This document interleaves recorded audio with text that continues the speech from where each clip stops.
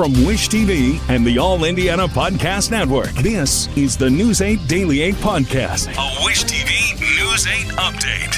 Hi, this is Hannah Mordeau, and this is your News 8 Daily for Thursday, October 23rd. Gonna be a nicer day, still starting out really cool, freezing in some places, mid-30s here in Indianapolis. It will improve, though, be mostly sunny and pleasant. Still gonna be cool outside, highs in the upper 50s. What can 160 years of experience teach you about the future?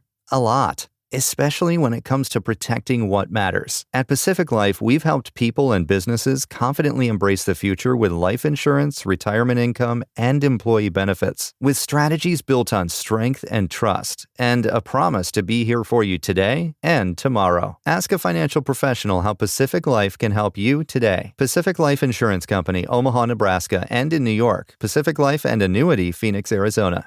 If you're shopping while working, eating, or even listening to this podcast, then you know and love the thrill of a deal. But are you getting the deal and cash back? Rakuten shoppers do. They get the brands they love, savings, and cash back. And you can get it too. Start getting cash back at your favorite stores like Target, Sephora, and even Expedia. Stack sales on top of cash back and feel what it's like to know you're maximizing the savings. It's easy to use, and you get your cash back sent to you through PayPal or check. The idea is simple. Stores pay Rakuten for sending them shoppers, and Rakuten shares the money with you as cash back. Download the free Rakuten app or go to Rakuten.com to start saving today. It's the most rewarding way to shop. That's Rakuten, Rakuten.com. Indiana Senate Republicans say there is not enough support for redistricting, but the governor says he is confident his party will come around. News 8's Kat Sandoval reports.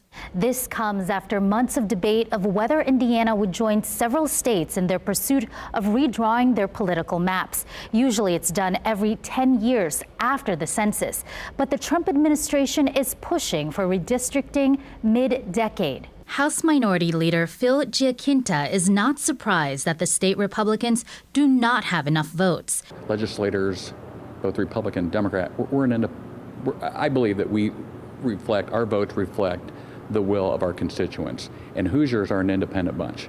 And we're not going to take orders from Washington, D.C. We're going to listen to what our constituents have to say. Republican Senator Liz Brown was the first senator to publicly support redistricting. On social media, she calls on Governor Braun to call us into session and let's get this done. On X, Governor Braun said he is still having positive conversations and that he is confident State House Republicans will come around. There is no set deadline for the special session, but Braun says they have until mid to late November, which could give Republicans enough time to change their minds. I asked Giaquinta if he is worried about senators flipping. I can never predict the outcome in the legislature. No one ever can. But all I can tell you is what my constituents have told me and what others are saying is we have more important things to do, and let's work on those things. Vice President J.D. Vance visited Indiana at least 3 times to specifically discuss redistricting. So far, Texas, Missouri, and North Carolina approved reshaping their districts to favor Republican seats. On the other hand, Democrat-led California may also push to redistrict to counter those Republican seats. I'm Kat Sandoval for Wish TV, wishtv.com. Attorneys for Mark Sanchez say they may ask for a delay in his Indianapolis trial. They say the NFL analyst and former quarterback may not be healthy enough to travel back to the city for the current date of December 11th. Prosecutors say Sanchez started an argument with and attacked 69-year-old Perry Toll on October 4th downtown, and that Toll stabbed Sanchez in self-defense. The trial date came up in a hearing yesterday. He's still recovering from the injuries he sustained in the medical intervention, so that process is ongoing, and it may impact some of the dates, but right now we'll note those dates for our calendars. Don't know the answer to that question yet, but I doubt December is a realistic trial date. Thank you, everybody. Sanchez did not have to go to yesterday's pretrial hearing. Perry Toll has filed a separate civil lawsuit against Sanchez and his employer, Fox Corporation. New on Daybreak, leaders in Irvington have asked Mayor Joe Hogsett to not attend the neighborhood's Halloween Festival out of respect for sexual harassment survivors. The historic Irvington Community Council sent a letter to the mayor's office yesterday. It says survivors of incidents involving Hogsett's former chief of staff, Thomas Cook, live in Irvington and are concerned about the mayor being there. At least 3 women accused Cook of sexual misconduct while he worked for the mayor. Critics say Hogsett continued to employ Cook despite the allegations. News 8 has reached out to the mayor's office for a response, and we are waiting to hear back. Indiana University says a fraternity is under investigation for hazing and all activities are suspended for now. IU police posted a crime notice involving Phi Kappa Psi yesterday. It says 1 week ago, a hazing incident at the Bloomington fraternity sent at least 2 people to the hospital with injuries. The school's disciplinary website says Phi Kappa Psi was added to the cease and desist list this week. Police say no suspects have been named in the case. The Pacers tip off the NBA season tonight at home. It's a rematch of the NBA Finals against the Oklahoma City Thunder. News 8's Hernan Gutierrez reports from Gainbridge Fieldhouse. Yeah, so the last time I checked the Ticketmaster app, the cheapest ticket that I could find, first sale, face value, was about $170. It's a seat at the bar terrace on the 100 level. Of course, lots of resale tickets available too if you're looking to come to the game. If you can't come to the game or don't want to buy a ticket, there is a free fan festival party going on before the game outside on Bicentennial Unity Plaza. That starts at 5 and runs till 7. You don't need a ticket to get into that. Here to tell us a little bit more about all the excitement that's happening inside here at Gainbridge Fieldhouse for the home opener. We have Jeremiah Johnson, host, pregame, postgame, sideline reporter, a lot of hats, morning reporter for Wish. I know we made that joke already, but I still want to keep making it. Tell us a little bit about what you're personally looking forward to for this home opener. Well, you have training camp and preseason games, media day. The last 3 or 4 weeks, it's been a lot of work, and sort of all of that work pays off on a night like tonight. Not just for the players, for us. We've been preparing for a night of TV coverage on the FanDuel Sports Network, but to see this new look team, a lot of familiar faces. I like the personalities of this group and the chemistry that they have. A few new faces, but it'll be more of guys stepping into larger roles due to some of the injuries and things like that. So I'm just interested to see how all the pieces fit together. What's the center position look like? The backup point guard, those 2 positions are getting a lot of scrutiny maybe during the preseason, but they could go a long way to determining how successful this team is. So you've been in the locker room, been at practices.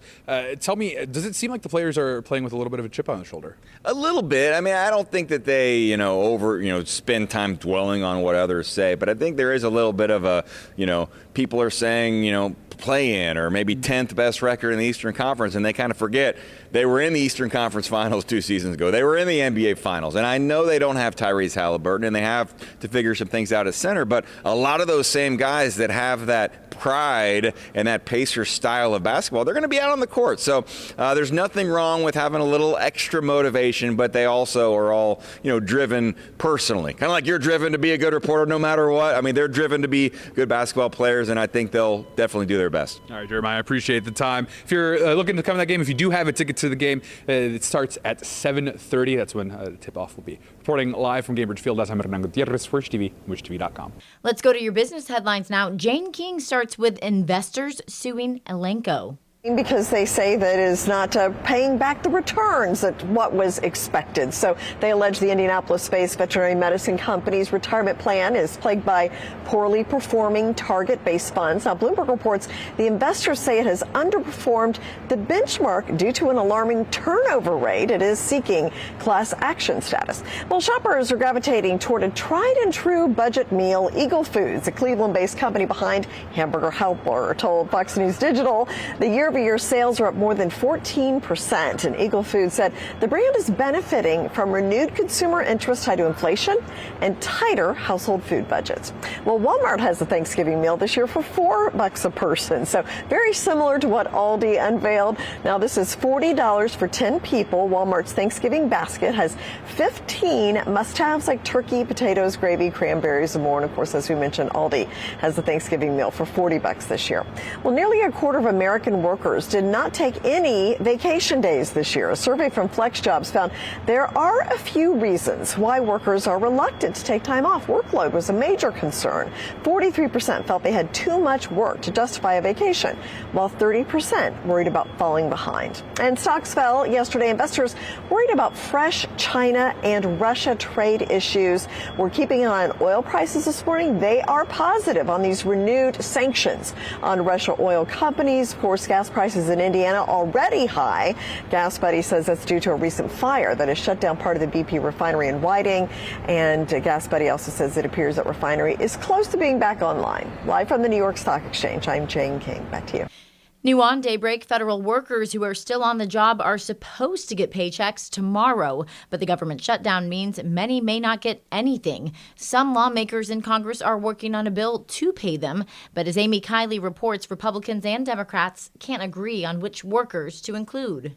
You got to save every dime at this point. The Senate could vote this week on a bill to pay essential federal employees during the government shutdown. They're not on furlough and instead are working without paychecks. They are trying to make their mortgage payments. They're trying to put food on the table. It's unclear if the bill from GOP Senator Ron Johnson has enough support to pass. At least one Republican argues it could reduce the pressure to reopen the government. The military should be getting paid and law enforcement should be getting paid. Those are the two entities that you need. Everybody else, shut it off. Some Senate Democrats say they want to pay all federal workers, not just those the Trump administration deems essential. I'd be in favor of paying the federal workers.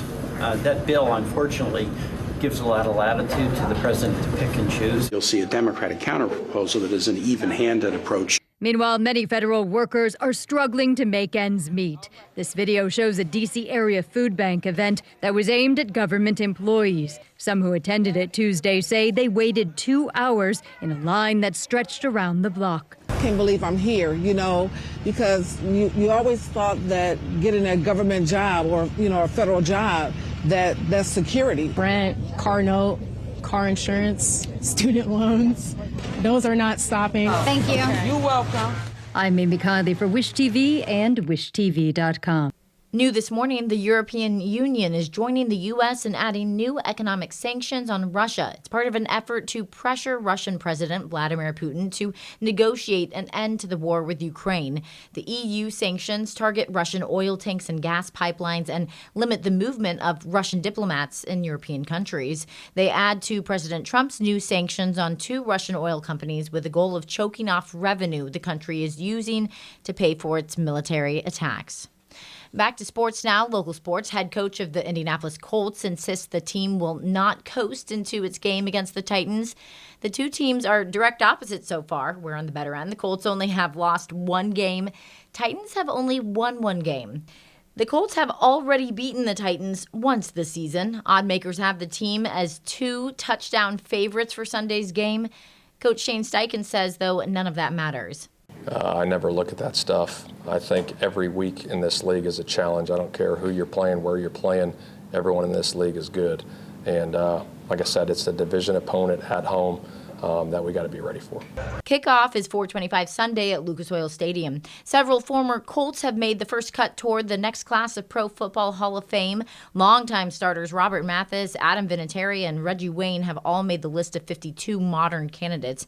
Frank Gore and Phillip Rivers had briefer but also significant spells with the Colts, and both are on the list. One other player has a thin Colts connection. Simeon Rice played 2 games here at the end of his career. The next cut to 25 players happens later this year. Vinatieri and Wayne were finalists last year. Mathis made the semifinal round. In less than 1 week, tickets for the 110th running of the Indianapolis 500 go on sale. IndyCar wrapped up 2 days of testing at the track yesterday. IMS posted pictures about it. Stars Alex Palou, Pato O'Ward, Alexander Rossi, and Takuma Sato drove around the oval at the Indianapolis Motor Speedway. Drivers tested tires, brakes, and new components that are being considered for future seasons. You can go buy tickets for the Indy 500 starting on Tuesday. The race is set for May 24th. A new exhibit at the Indianapolis International Airport celebrates the centennial year of the Children's Museum. It's called Memories, Wonders, and Dreams. It features historic photos and artifacts from the museum's collection. If you would like to see it, it's located on Concourse A and will be on display until January 2026. This has been your News 8 Daily from Wish TV. I'm Hannah Mordeau. Watch us on Wish TV and WishTV.com. This is the News 8 Daily 8 podcast, a Wish TV News 8 update on demand. For even more, on demand and on the go, connect with Wish TV on Facebook at WishTV.com and on the free Wish TV mobile app.